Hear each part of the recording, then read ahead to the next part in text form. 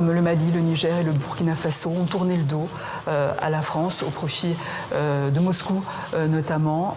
Depuis le discours de Ouaga qui était plein d'espoir, vous, est-ce que vous avez des regrets par rapport à ça? Des regrets, moi j'en ai beaucoup pour la jeunesse de ces pays, je vous le dis, parce que c'est une jeunesse à laquelle je suis éminemment attaché. Je ne dis pas ça parce que vous êtes là, mais parce que, là encore, on a des millions de Maliennes, de Maliens, de Burkinabés, de Nigériens qui arrivent en France, de familles partagées, parce qu'on a tellement fait avec ce pays.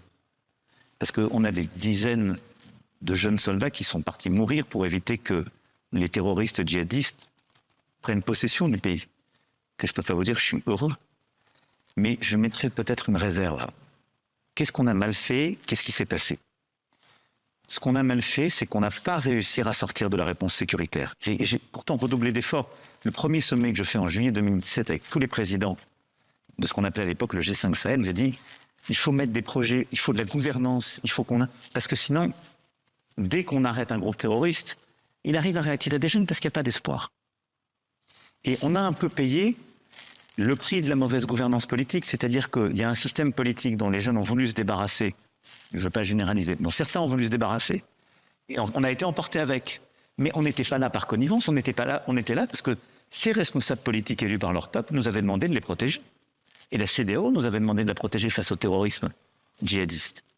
Et on a fait ce qu'on devait faire. Et il y aurait sans doute pas, à coup sûr, le Mali ne serait plus un État unique si on n'était pas intervenu en 2013. Et je le dis d'autant plus aisément que j'ai pas eu à porter ce choix, il a été fait par mon prédécesseur.